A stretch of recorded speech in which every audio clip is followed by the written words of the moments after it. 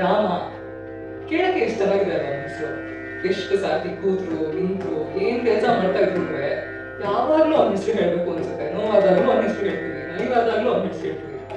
ಆ ಹೆಸರಲ್ಲಿ ಅಷ್ಟು ಶಕ್ತಿ ಮಗುವಿ ಇದೆ ಅಂದ್ರೆ ಇಂತಹ ಶ್ರೇಷ್ಠವಾದ ಒಂದು ಕುಲದಲ್ಲಿ ಜನಿಸಬೇಕು. ಅವನು ದಶರಥ ಮಹಾರಾಜನ ಜ್ಯೇಷ್ಠ ಪುತ್ರ. ದಶರಥ ಮಹಾರಾಜನಿಗೆ 3 ಜನ ಮಡಿದರು. ಯಾರು? ಕೌಸಲ್ಯೆ, ಸುಮಿತ್ರೆ ಹಾಗೂ ಕೈಕೇಯಿ. ಒಂದು ಸಾರ್ತಿ ಯಜ್ಞ ಮಾಡಿದಾಗ ಯಜ್ಞದಿಂದ ಬಂದಂತಹ ಯಜ್ಞ ಪುರುಷ ಒಂದು ಪ್ರಸಾದವನ್ನು ಕೊಡ್ತಾರೆ. ಆ ಪಾಯಸವನ್ನ ತನ್ನ 3 ಜನ ಮಡದಿಯರಿಗೆ ಕೊಟ್ಟಾಗ 4 ಜನ ಪುತ್ರರು ಜನಿಸ್ತಾರೆ. ಯಾರಪ್ಪ ಅಂದ್ರೆ ಕೌಸಲ್ಯಗೆ ರಾಮ, ಕೈಕೇಯಿಗೆ ಭರತ, ಆಮೇಲೆ ಸುಮಿತ್ರೆಗೆ ಲಕ್ಷ್ಮಣ ಮತ್ತು ಶತ್ರುಘ್ನ. ಅವರೆಲ್ಲರೂ ಸೂರ್ಯವಂಶದಲ್ಲಿ ಜನಿಸಿದ್ರು ಬಾಲಚಂದ್ರರಂತೆ ಪ್ರತಿದಿನ ಬೆಳೀತಾ ಉಪನಯನ ಸಂಸ್ಕಾರವನ್ನು ಮಾಡಿಸ್ಕೊಳ್ತಾರೆ. ಉಪನಯನ ಸಂಸ್ಕಾರ ಆದ್ಮೇಲೆ ಅವರೆಲ್ಲರೂ ವೇದ ಪಾಠಶಾಲೆಯಿಂದ ವಸಿಷ್ಠಾಶ್ರಮಕ್ಕೆ ಹೋಗ್ತಾರೆ. ವಸಿಷ್ಠಾಶ್ರಮದಿಂದ ಹಿಂದಿರುಗಿ ಬಂದ ಮೇಲೆ ಒಂದು ದಿನ ಏನಾಗುತ್ತೆ, ಬ್ರಹ್ಮರ್ಷಿಗಳಾದ ವಿಶ್ವಾಮಿತ್ರರು ದಶರಥ ಮಹಾರಾಜನ ಆಸ್ಥಾನಕ್ಕೆ ಬರ್ತಾರೆ. ದಶರಥ ಮಹಾರಾಜನ ಆಸ್ಥಾನಕ್ಕೆ ಬಂದಾಗ ನಾನು ಒಂದು ದೊಡ್ಡ ಯಜ್ಞವನ್ನು ಮಾಡ್ತಾ ಇದ್ದೀನಿ, ಆ ಯಜ್ಞ ರಕ್ಷಣೆಗಾಗಿ ಅಂತ ನಿನ್ನ ಹಿರಿಯ ಮಗನಾದ ರಾಮನನ್ನ ನನ್ನ ಜೊತೆ ಕಳಿಸ್ಕೊಡು ಅಂತ ವಿಶ್ವಾಮಿತ್ರರು ಕೇಳ್ತಾರೆ.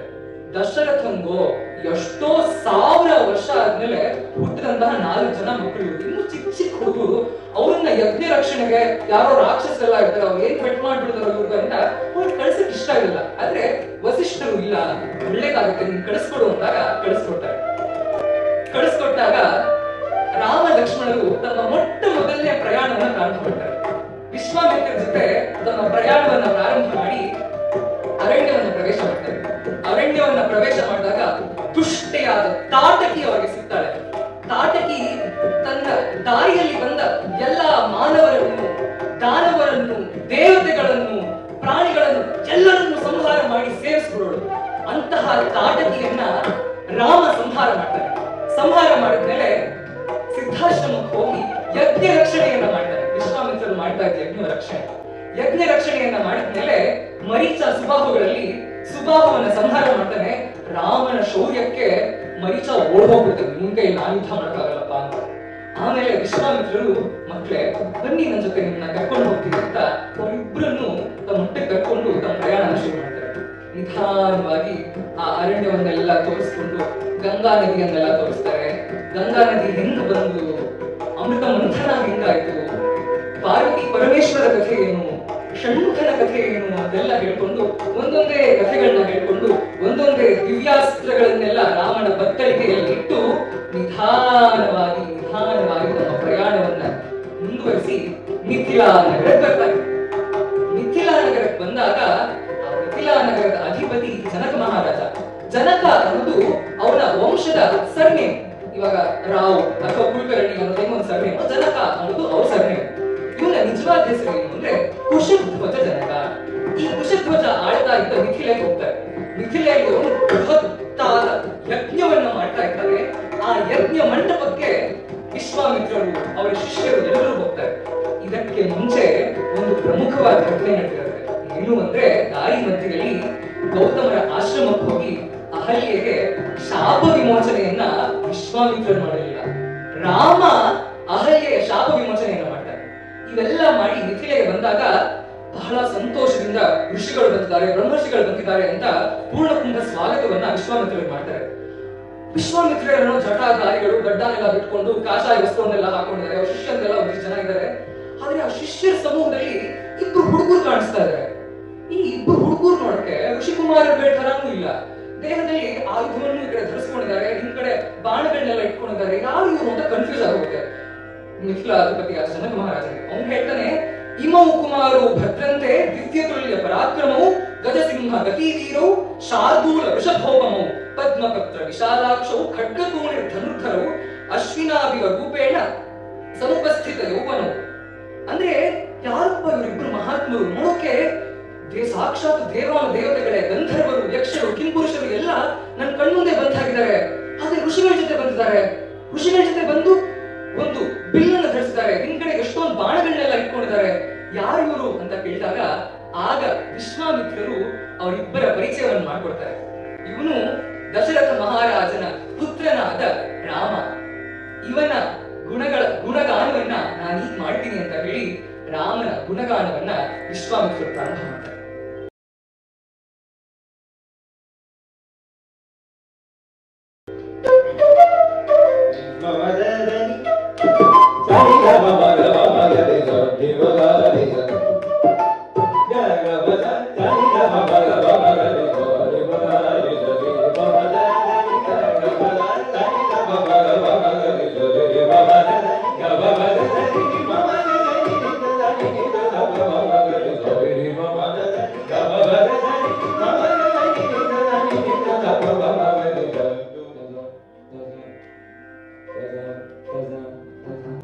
ಹೆಂಗ್ ಪರಿಚಯ ಮಾಡ್ಕೊಡ್ಬೇಕು? ಇವಾಗ ನಮ್ಮ ಮನೆಗೆ ಯಾವ್ದೋ ಒಬ್ರು ಅತಿಥಿಗಳು ಬಂದ್ರೆ ನೋಡಪ್ಪ ಇವ್ರ ಮಗ ಅಂತ ಹೇಳ್ತಾರೆ. ಅದೇ ತರ ವಿಶ್ವಾಮಿತ್ರರು ಜನಕ ಮಹಾರಾಜನ್ ಹೇಳ್ತಾರೆ, ನೋಡಪ್ಪ ಜನಕ, ಇವ್ರು ಬಂದಿದ್ದಾನಲ್ಲ ಹುಡುಗ, ಇವ್ರು ನಾನು ಸಾಮಾನ್ಯ ಬಾಲಕ ಅಲ್ಲ. ನೀನು ಮಾಡಿರುವಂತಹ ಪಾಪ ಕಷ್ಟ ಅನ್ನೋ ಒಂದು ದೊಡ್ಡ ಕಡಿ ಮೋಡವನ್ನ ದೂರ ಮಾಡುವ, ನಾಶ ಮಾಡುವ ಮಾರುತ, ಚಂಡಮಾರುತ. ಇವನು ರಘುವಂಶದಲ್ಲಿ ಜನಿಸಿರುವಂತಹ ರಾಜನಿಗೆ ರಾಜನಾದವನು, ಎಲ್ಲ ಜನರ ಹಿತವನ್ನ ಬಯಸೋನು ಅಂತ ಹೇಳಿ ಅವನ ಪರಿಚಯವನ್ನ ನಿಧಾನವಾಗಿ ಮಾಡಿಕೊಟ್ಟು, ಇವನು ಬರೀ ಮಾನವರಿಗೆ ಮಾತ್ರವಲ್ಲ ದಾನವರಿಗೂ ಸಹ ಇವನು ರಾಜನಾಗಿದ್ದಾನೆ, ಜಗತ್ತಿಗೆ ಒಡೆಯನು, ರಘುವಂಶ ಅನ್ನೋ ಅಮೃತ ಸಾಗರದಲ್ಲಿ ಹೊಳಿತಾ ಇರುವ ಚಂದ್ರ ಇವನು ಅಂತ ಹೇಳ್ತಾರೆ.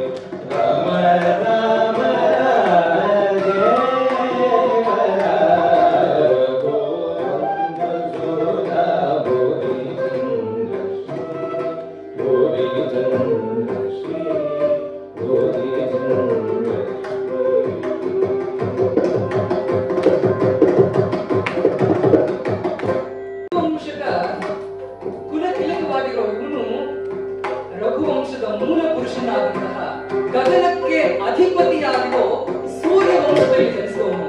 ಸೂರ್ಯ ಅಂದ್ರೆ ಯಾವುದೇ ಒಂದು ಅಪೇಕ್ಷೆಯನ್ನ, ಆಶಯವನ್ನ ಇಟ್ಕೊಳ್ಳೆಯ ನಿರಪೇಕ್ಷಿತವಾಗಿ ಸದಾ ಪರೋಪಕಾರವನ್ನ ಮಾಡ್ತಾ ನಮ್ಮೆಲ್ಲರಿಗೂ ಆಶ್ರಯವನ್ನ, ಬೆಳಕನ್ನ ಕೊಡ್ತಾ ಇರೋನು. ಅಂತಹ ಸೂರ್ಯ ವಂಶದಲ್ಲಿ ಜನಿಸಿರೋ ರಾಮನು ಸಹ ಸೂರ್ಯನ ಕರವೇ ಯಾವುದೇ ಒಂದು ಅಪೇಕ್ಷೆಯನ್ನ ಇಟ್ಕೊಳ್ಳದೆ ಪರೋಪಕಾರವನ್ನ ಮಾಡ್ತಾನೆ, ಸದಾ ಒಳ್ಳೆಯದನ್ನೇ ಬಯಸ್ತಾನೆ, ಒಳ್ಳೆಯದನ್ನೇ ಮಾಡ್ತಾನೆ. ಹಾಗಾಗಿನೇ ಇವನು ಬರೀ ಮಾನವರಿಂದ, ದಾನವರಿಂದ ಮಾತ್ರ ಅಲ್ಲ, ದೇವರುಗಳಿಂದಲೂ ಇವನು ಪೂಜಿತನಾಗಿದ್ದಾನೆ. ಅದಕ್ಕೆ ಇವನು ಜಗತ್ತಿಗೆ ಆನಂದಕಾರಕನು ಅಂತ ಹೇಳ್ತಾರೆ.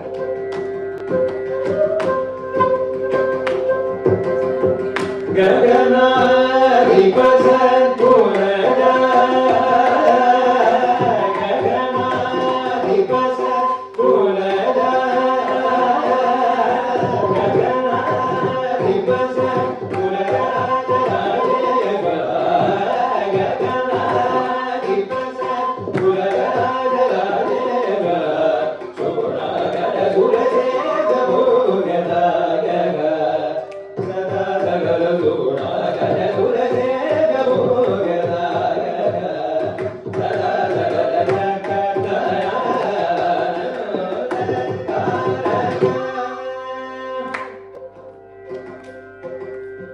ಈ ಜಗತ್ತಿಗೆ ಆನಂದಕಾರಕನಾಗಿರೋ ರಾಮ ನೋಡಕ್ ಹೆಂಗಿದ್ದಾನೆ? ಬರೀ ಒಳ್ಳೇದನ್ನೇ ಮಾಡ್ತಾ ಇದ್ದಾನೆ ಅಂದ್ರೆ ಹೆಂಗೆಂಗೋ ಇರಕ್ಕಾಗುತ್ತಾ? ಅದಕ್ಕೆ ನೋಡಕ್ ಹೆಂಗಿದಾನೆ ಇವನು ಅಂದ್ರೆ, ಒಂದು ಕಮಲದ ಒಂದು ದಳವನ್ನ ನಾವೆಲ್ಲರೂ ನೋಡಿರ್ತೀವಿ, ಎಷ್ಟು ಸೊಗಸಾಗಿರುತ್ತೆ ನೋಡಕ್ಕೆ. ಆ ಕಮಲದ ದಳ ಹೇಗಿರುತ್ತೋ ಇವನ ಕಣ್ಣುಗಳು ಸಹ ಕಮಲದ ದಳಗಳಂತೆ ಇರ್ತವೆ. ಅಷ್ಟೇ ಅಲ್ದಿರ ಕಮಲನಾಭ ಅಂದ್ರೆ ಬ್ರಹ್ಮ, ಬ್ರಹ್ಮನಿಗೆ ತುಂಬಾ ಹತ್ತಿರವಾಗಿರುವುದು. ಆಮೇಲೆ ಯಾವಾಗ್ಲೂ ಕಮಲದ ಹಾರಗಳನ್ನ ಧರಿಸೋನು. ಕಮಲನೇ ಯಾಕಪ್ಪ ವಿಷ್ಣು ಇಷ್ಟ ಅಥವಾ ರಾಮನ್ ಇಷ್ಟ ಅಂದ್ರೆ ಕಮಲದ ಗುಣನೇ ಅನ್ಸುತ್ತೆ.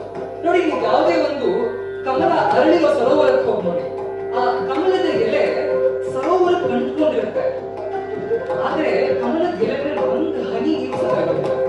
ಅದೇ ಕಮಲ ಮತ್ತು ಕಮಲದ ಎಲೆಯ ಮಹತ್ವ. ಅವನು ಈ ಪ್ರಪಂಚದಲ್ಲೇ ಇದ್ದು ಪ್ರಪಂಚದ ಎಲ್ಲಾ ಕಾರ್ಯಗಳನ್ನ ಮಾಡ್ತಾ ಇದ್ರು ಯಾವುದೇ ಒಂದು ವ್ಯಾಮೋಹಕ್ಕೋ ಏನಕ್ಕೋ ಅಂಟ್ಕೊಳ್ದಿರ ನಿರ್ಮೋಹಿಯಾಗಿದ್ದಾನೆ. ಅದಕ್ಕೆ ಕಮಲದ ತರ ಇದ್ದಾನೆ. ಹಾಗಾಗಿನೇ ಆ ಕಮಲದಂತಹ ಕಣ್ಣುಗಳನ್ನುಳ್ಳ ಕಮಲದ ಹಾರವನ್ನ ಧರಿಸಿರುವ ಆ ರಾಮನ ಪಾದ ಕಮಲಗಳಿಗೆ ನಾವೆಲ್ಲರೂ ಶರಣಾಗೋಣ ಅಂತ ವಿಶ್ವಾಮಿತ್ರರು ಹೇಳ್ತಾರೆ.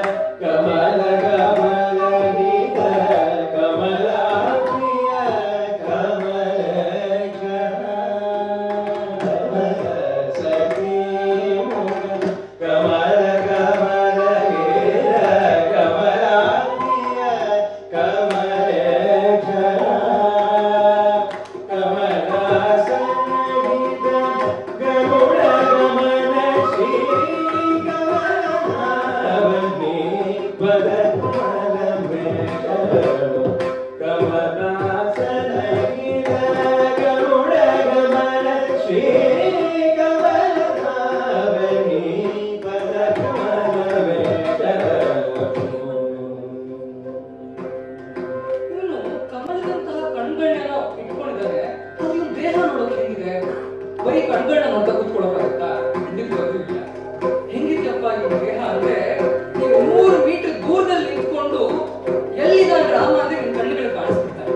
ಯಾಕೆ ಅಂದ್ರೆ ಅವನು ಮರಕದ ಮಣಿಯಂತೆ ಅಂದ್ರೆ ಪಚ್ಚೆ ಕಲ್ಲಿನಂತೆ ಹೊಳಿತಾ ಇದ್ದಾನೆ. ಎಷ್ಟು ದೂರದಲ್ಲಿ ನೋಡಿದ್ರು ರಾಮ ನಿಮ್ ಕಣ್ಣಿಗೆ ಬೀಳ್ತಾನೆ. ಅಷ್ಟು ಆಯಸ್ಕಾಂತದಂತೆ ಕಾಂತಿಯನ್ನು ಹೊಂದಿದ್ದಾನೆ.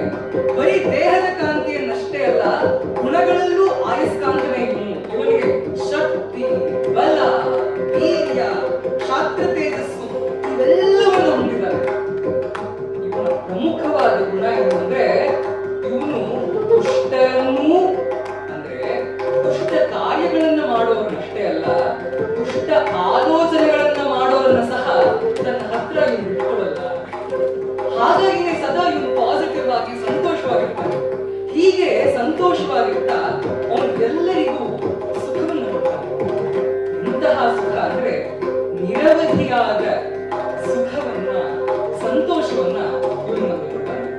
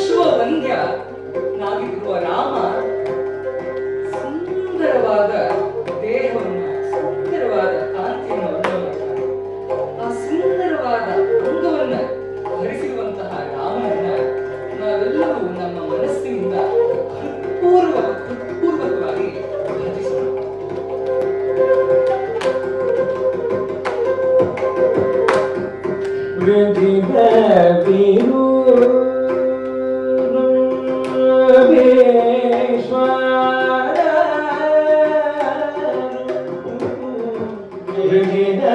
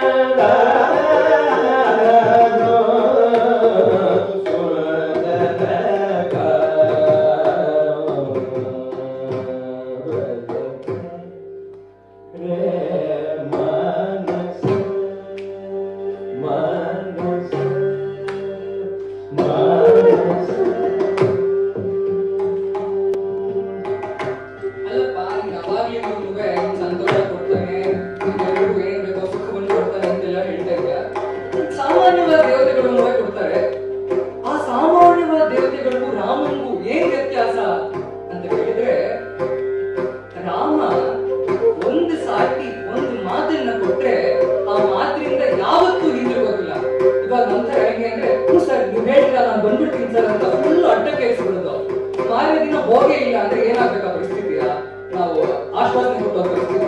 ಒಳ್ಳೆ ನಮ್ಮ ರಾಜಕಾರಣಿ ಹೇಳ್ತಾರೆ, ಈ ರಾಜ್ಯವನ್ನ ನಾನು ಅಮೆರಿಕಾದ ಮಟ್ಟಕ್ಕೆ ಬೆಳೆಸ್ಬಿಡ್ತೀನಿ, ಉದ್ಧಾರ ಮಾಡ್ಬಿಡ್ತೀನಿ ಅಂತ ಹೇಳ್ಬಿಡ್ತಾರೆ ಕ್ಯಾನ್ವಸ್ ಮಾಡಕ್ ಬಂದಾಗ. ಆಮೇಲೆ ಕ್ಯಾನ್ವಸ್ ಮಾಡಿ ಗೆದ್ಮೇಲೆ ಸೌಖ್ಯವಾಗಿ ಮಲ್ಕೊಂಡ್ಬಿಡ್ತಾರೆ ಮನೇಲಿ. ರಾಮ ಆಚರಣೆ ಒಂದು ಸಾರ್ಥಿ ಒಂದು ಮಾತನ್ನ ಕೊಟ್ಟಿದ್ದಾನೆ ಅಂದ್ರೆ ಎಷ್ಟೇ ಕಷ್ಟವಾದ್ರೂ ಅವನು ಅದನ್ನ ನಡೆಸಿಯೇ ನಡೆಸ್ತಾರೆ. ಅದು ರಾಮನ ಮಹತ್ವ. ಆತರ ಒಂದು ಮಾತನ್ನು ಆಮೇಲೆ ರಾಮ ಇನ್ನೊಂದು ನಿರ್ಧಾರವನ್ನ ಪಡೆದು ತೊಟ್ಟಿದ್ದ.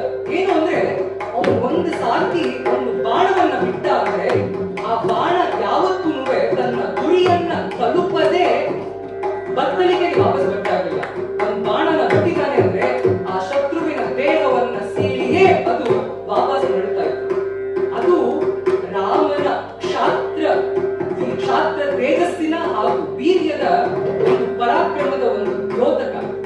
ಅದು ಒಂದು ಬಾಣದಿಂದ ಅವನು ತೋರಿಸ್ತಾರೆ.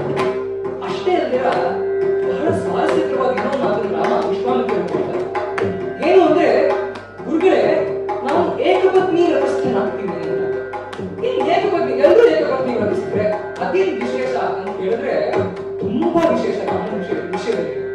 ಯಾಕೆ ಅಂದ್ರೆ ಎಲ್ರಿಗೂ ಗೊತ್ತಿರೋ ದಶರಥ ಮಹಾರಾಜ ಎಷ್ಟು ಜನ ಹೇಳ್ತೀರಪ್ಪ, 3 ಜನ ಹೇಳ್ತೀವಿ, ಕೌಸಲ್ಯ, ಸುಮಿತ್ರೆ, ಕೈಕೇಯಿ. ಅಂದ್ರೆ ರಾಮಾಯಣದಲ್ಲಿ ಬರುತ್ತೆ ದಶರಥನಿಗೆ ಸುಮಾರು 350 ಹೆಂಡತಿಯರಿದ್ರು ಅಂತ. ಎಲ್ಲಿಂದ ಬಂದ್ರಪ್ಪ ಎಷ್ಟೊಂದು ಜನ ಹೇಳ್ತಿರು ಅಂದ್ರೆ, ಪರಶುರಾಮ ಒಂದ್ಸರ್ತಿ ಸಂಪೂರ್ಣವಾದ ಭೂಮಂಡಲವನ್ನ ಸುತ್ತಿ ಇರೋ ಬರುವ ಎಲ್ಲಾ ಕ್ಷತ್ರಿಯರನ್ನ ನಾನು ಸಂಹಾರ ಮಾಡ್ತೀನಿ ಅಂತ ಪಣ ತೊಟ್ಟು ತಮ್ಮ ಪ್ರಯಾಣವನ್ನು ಮಾಡ್ತಾ ಇದ್ದಾರೆ.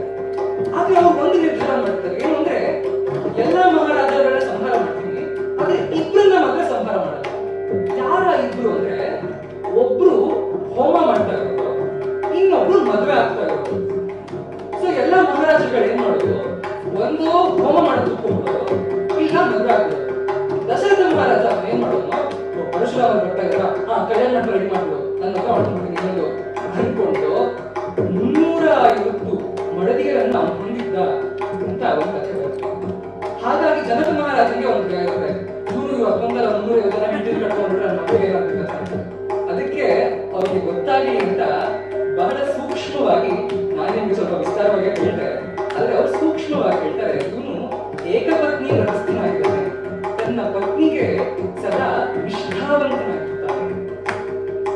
ಆಮೇಲೆ ಮುಖ್ಯವಾದ ಒಂದು ಮಾತು ಹೇಳ್ತಾರೆ, ಏನು ಅಂದ್ರೆ ರಾಮನಿರೋದು ಒಂದೇ ಚಿತ್ತ ಅಂತ. ಏನು ಅಂದ್ರೆ ಮುಂದ್ಗಡೆ ಒಂದು ಮಾತಾಡೋದು, ಹಿಂದ್ಗಡೆ ಇನ್ನೊಂದು ಮಾತಾಡೋದು, ಆತರ ಯಾವತ್ತೂ ರಾಮ ಮಾಡಲ್ಲ. ಮುಂದ್ಗಡೆ ಏನ್ ಮಾತಾಡ್ತಾನೋ ಹಿಂದ್ಗಡೆನೂ ಅದನ್ನೇ ಮಾತಾಡ್ತಾನೆ. ಹಾಗಾಗಿ ಒಂದೇ ಮಾತನ್ನು, ಒಂದೇ ಬಾಣವನ್ನು, ಒಬ್ಬಳೇ ಪತ್ನಿಯನ್ನು ಹಾಗೂ ಒಂದೇ ಚಿತ್ತವನ್ನ ಇಟ್ಕೊಂಡಿರೋ ರಾಮನನ್ನ ಖಂಡಿತವಾಗಿಯೂ ನಾವೆಲ್ಲರೂ ಹಾಡಿ ಹೊರಲೇಬೇಕು.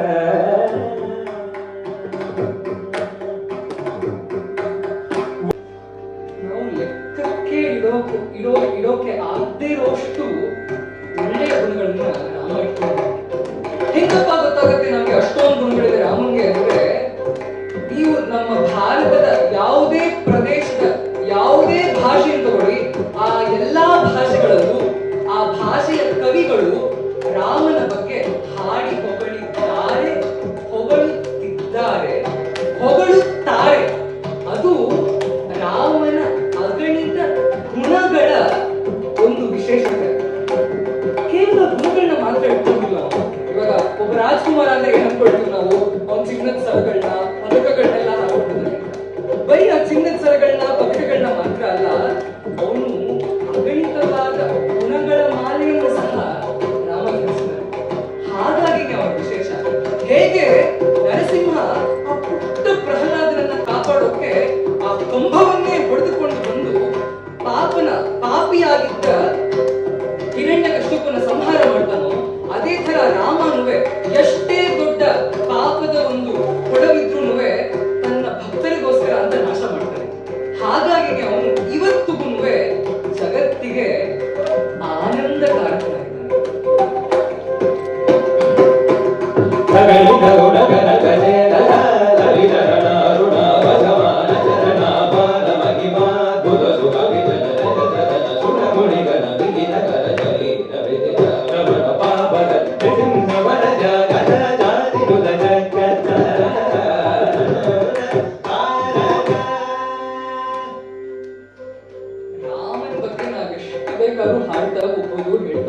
ಭಗವದ್ಗೀತೆಯಲ್ಲಿ 10ನೇ ಅಧ್ಯಾಯದ ಕೃಷ್ಣ ಹೇಳ್ತಾನೆ, ವೇದಾನಾಂ ಸಾಮವೇದ ಅಸ್ಮಿ ಅಂತ. ವೇದಗಳಲ್ಲಿ ನಾನು ಸಾಮವೇದವಾಗಿದ್ದೀನಿ ಅಂತ.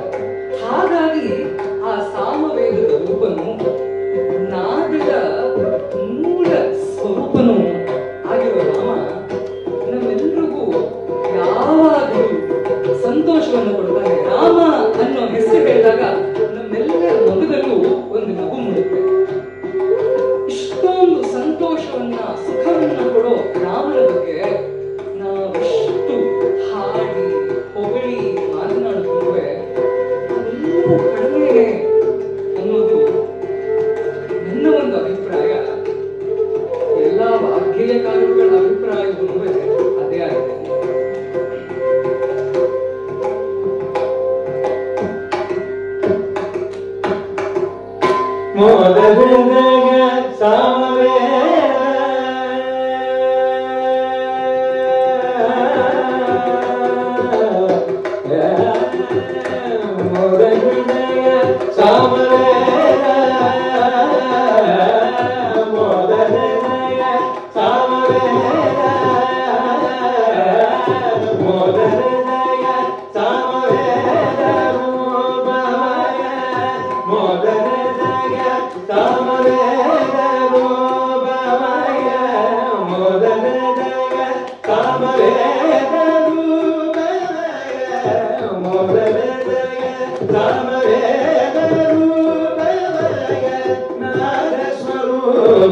ನನ್ನ